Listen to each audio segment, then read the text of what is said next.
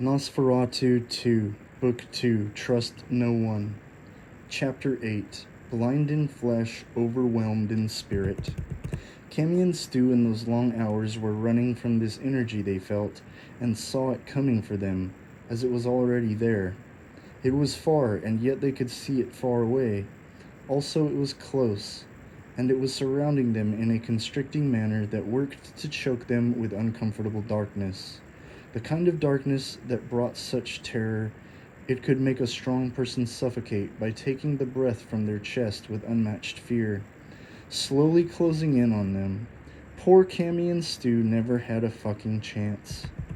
The terror they felt was making them writhe like worms that had been cut to pieces, wiggling as dying fish out of water hopelessly move, wishing they were still submerged in their home as they knew it. Cammy and Stu were swimming, but without water. They swam the only way they knew how to swim, and so they ran. The terror was too much for them, and it just didn't end. That was the one thing they knew they could count on. This was pure madness, unadulterated, unmatched insanity. Once you destroy your mind and soul in this way, there's only one end result: complete damnation and a wandering spirit until the manic end. These shadowed corners of the street were bringing out the details of the night once the moon came out above them, well after the sun had gone down. When the sun had set and it was night, that was when the killing began. Steward and little Cammy might not have begun killing if they could have relaxed and gone to sleep, but this was an impossibility with their condition.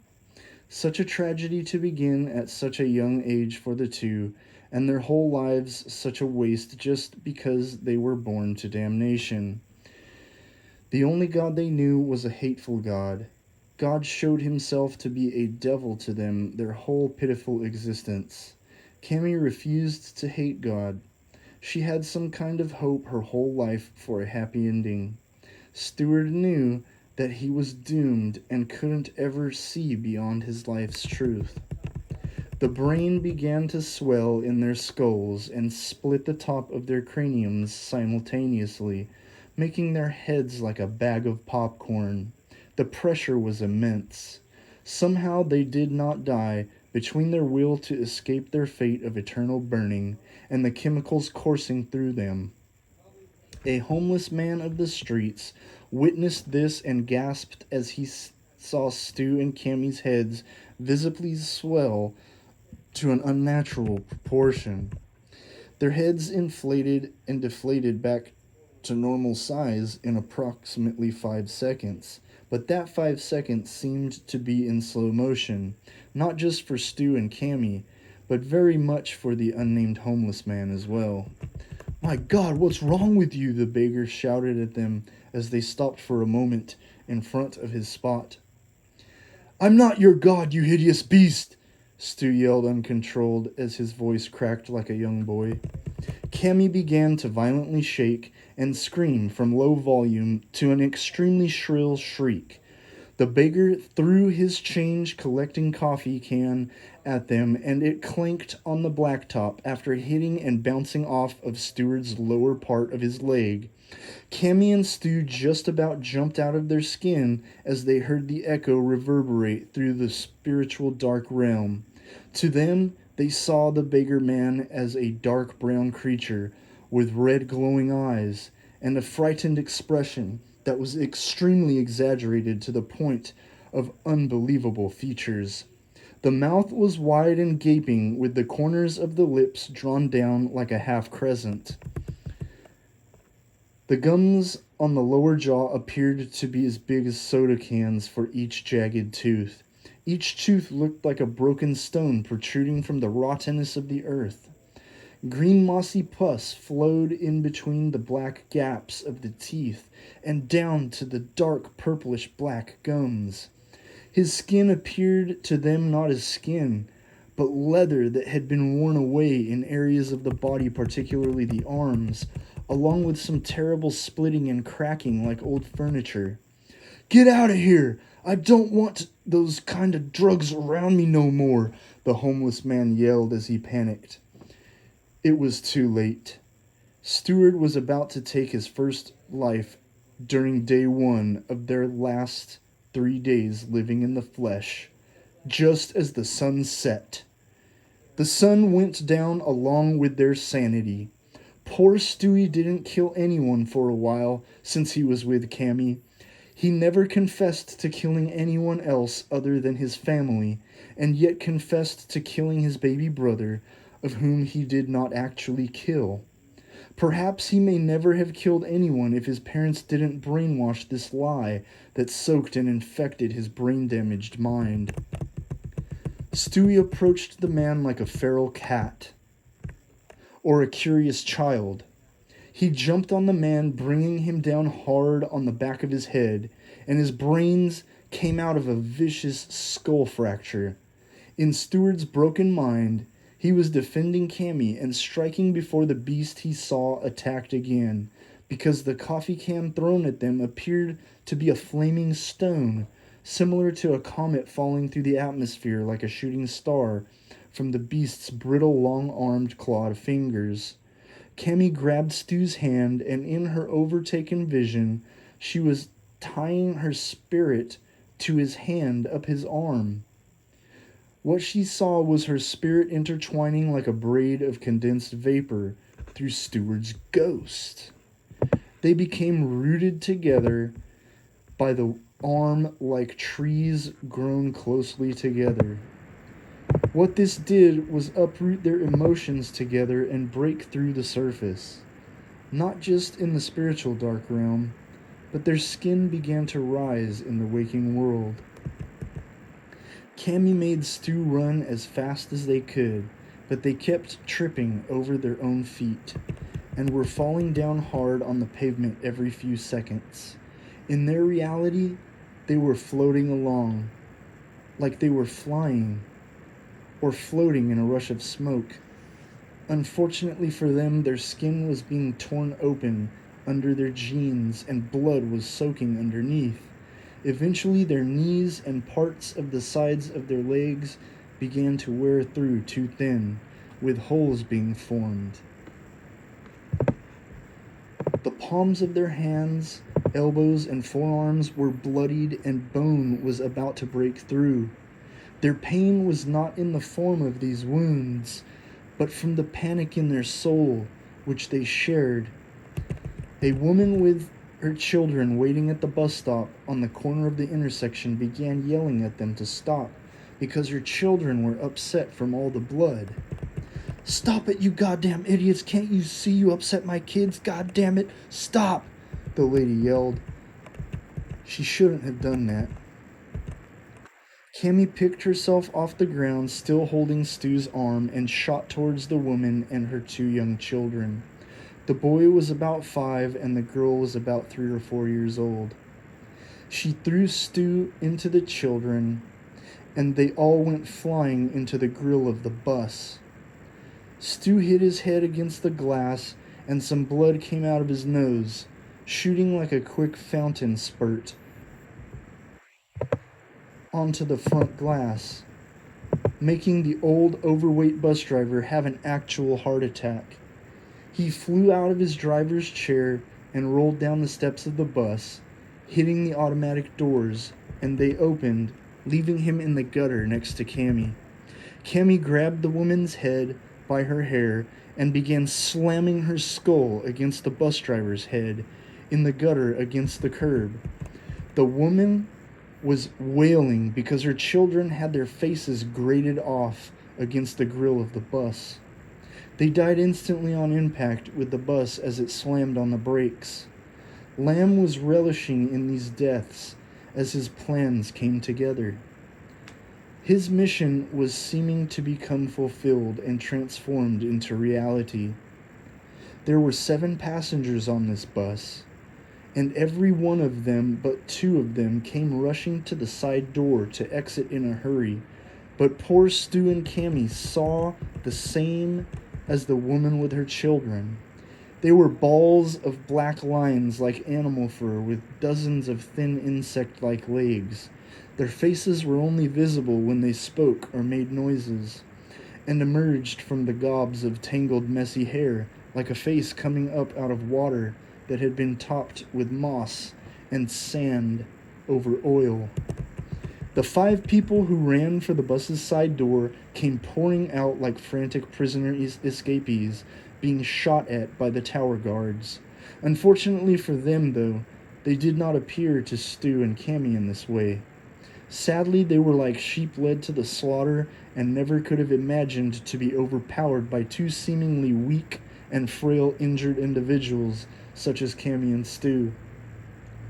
The struggle to stay out of the place of eternal burning had Stu and Cammy barely keeping their heads out of water, which was actually blood of the helpless innocent victims they were unknowingly killing during the most maniacal and senseless mass murder killing spree the world had ever seen in a major U.S. city. Somehow, they were able to evade capture. Stewart, in a matter of seconds, took his hands in a death grip to the 5 torsos gathered closely together, who were grouped like packed beers in a small ice chest, and in an attempt to tear these hairballs apart, did so. Their ribs were penetrated by his hands that had become like the jaws of a starved alligator.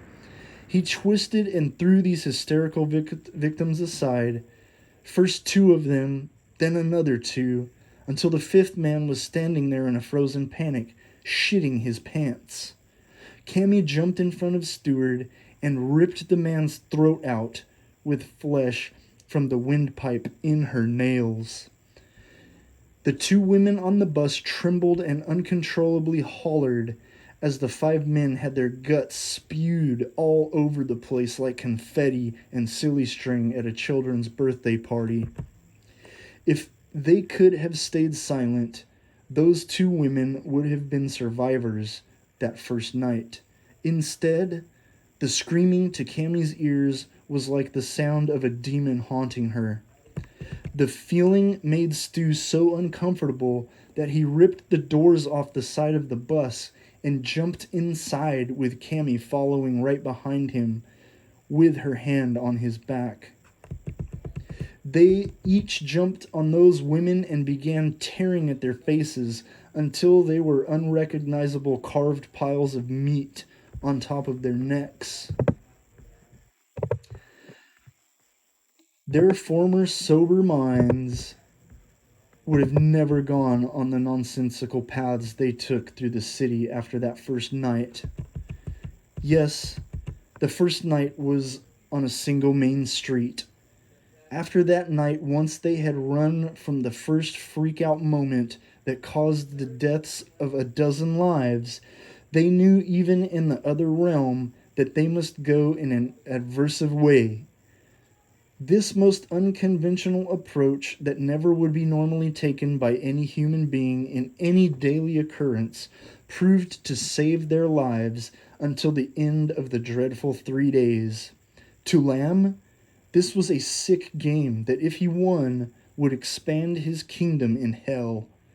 Thankfully, Lamb underestimated the love they shared through the hopelessness he fed off of because he knew all too well the fate that they were born into and forced to live out.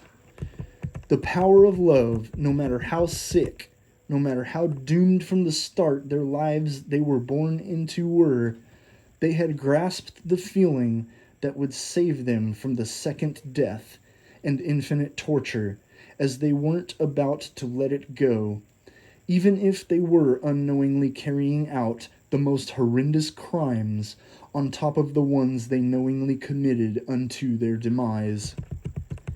They did not understand that they were already reliving the same experiences and could not begin to fathom these things they were experiencing had already happened.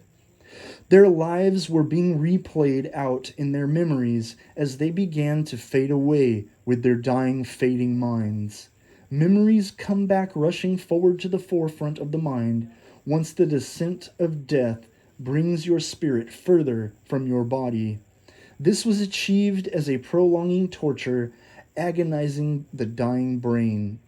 If they would realize that these things had already happened, their already broken minds would have been sent into such a traumatizing shock that their bodily frames would not and could not have sustained the incredible realization or torment and reoccurrence of terrible acts and deeds they had committed in the waking three-dimensional reality.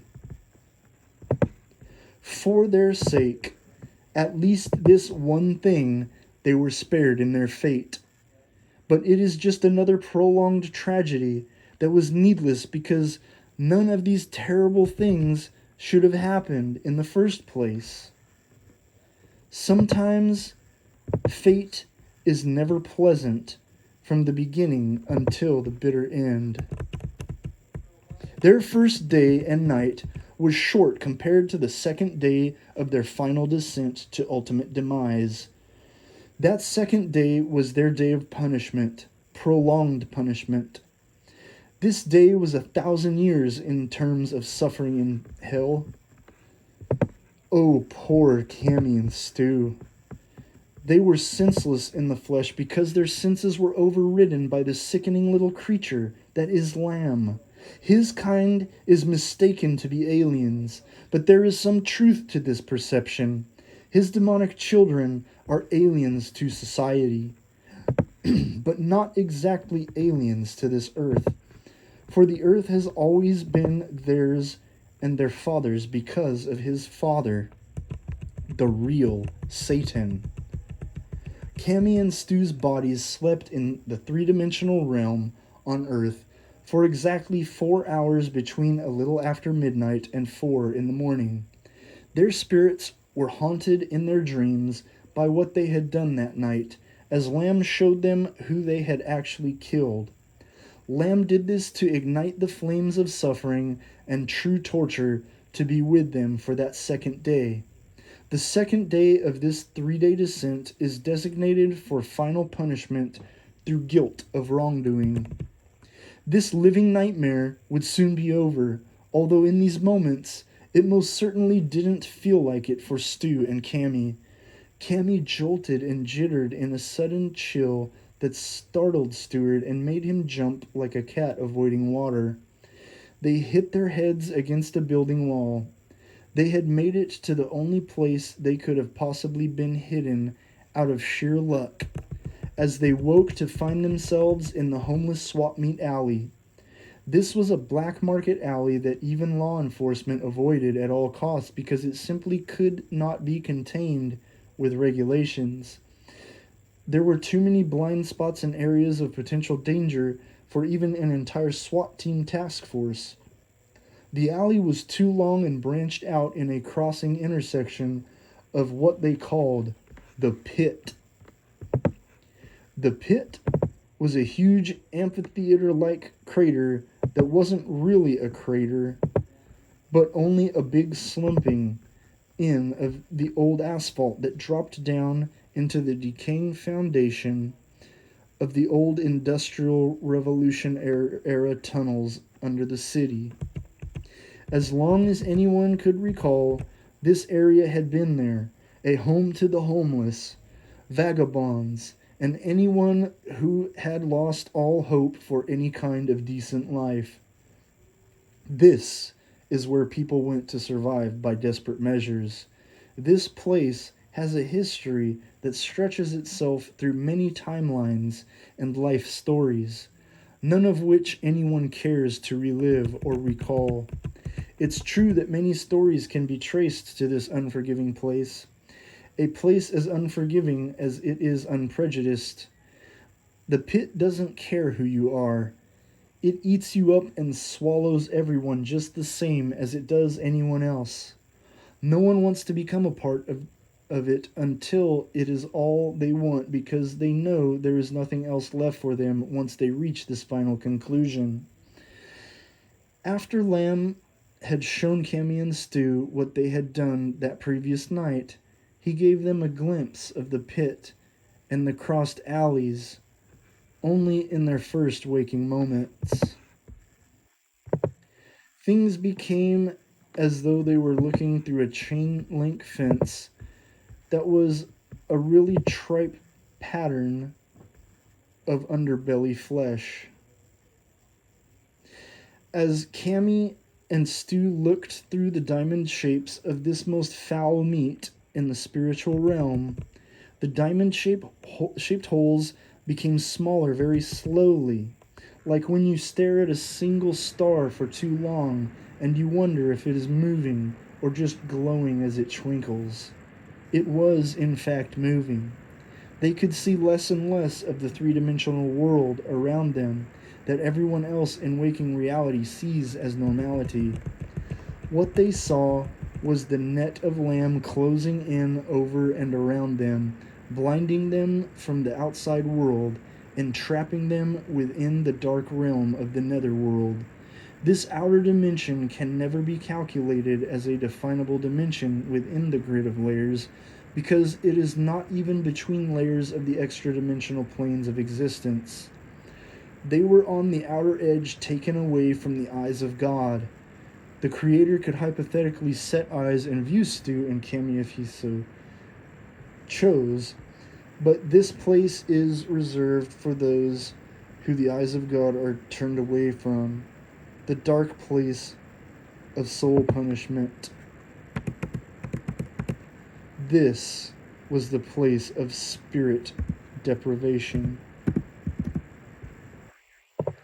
Cammy began to reach out and put her fingers through the net, but it was slimy and rejected her as flesh and only recognized her spirit. Her contained spirit was not allowed to pass through the fleshy net, and so her body became invisible to her, as it already was the case for Stu, because he didn't fight. Stewart tried to embrace her, but Cammy fell through him backwards. He tried so hard with great effort to catch Cammy, but Stewart failed. She fell to his ghostly feet in the muck of the ground in the three-dimensional earth, where the pit was in the middle of the homeless intersection, and in the spiritual dark realm. What they saw was a long descent into a hole that met the bottom of a crossing tunnel. They could see what was under the pit, the old tunnel. Only not just as human eyes could see it, but the extra-dimensional layers that could only be seen with special lenses or the open mind's inner eye. They saw the tunnels for what they were.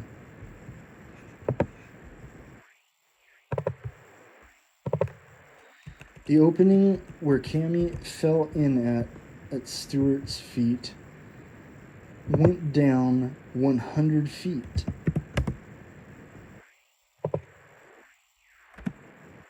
And met a crossing tunnel that went on forever in both directions.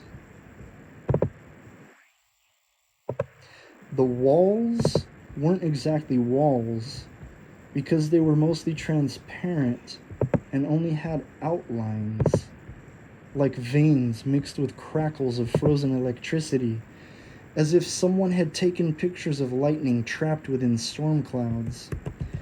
There was much gray that filled the gigantic tunnels, and it glowed fluorescently if there were such a thing in the waking world. It was similar to an old box tube television that was dying and still glowing for a good while after you turn it off. Stewart went after Cammy as he flew down to her. In the waking reality, Stu just smashed his face down into the muck and sludge, while an old homeless beggar woman laughed with no end. But in that spiritual dark realm, his spirit reached for Cammy until he met up with her. Surely they appeared as lost fools out of their minds, as they were out of their minds to all who witnessed their strange behavior in that alley intersection, but they were actually deep in their minds as they deteriorated during that second hellishly long day of suffering.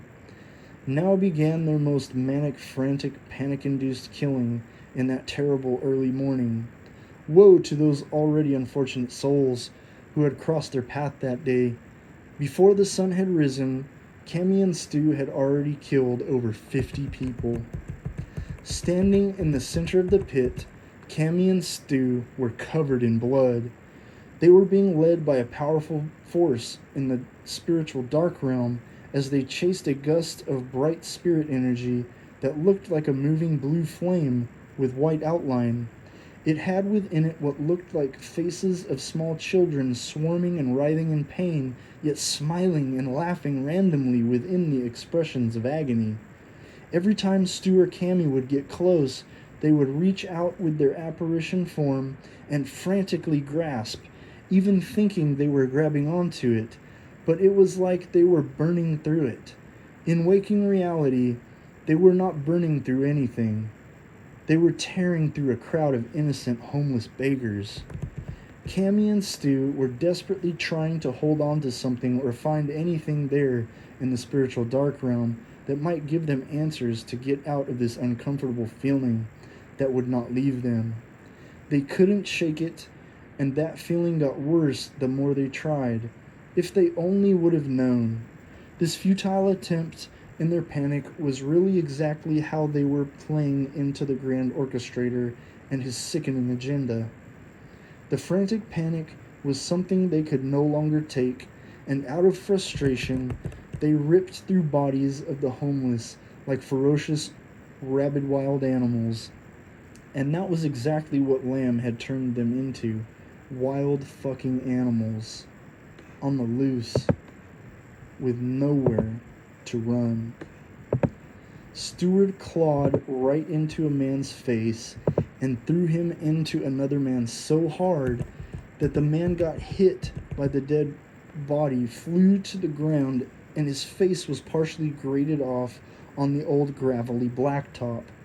Cammy and Stewart's insane swirling motions caused a stampede of the crowd to stampede over the man with his face partially grated off, and he spit blood violently on the ground from his last breath that was stomped out of him.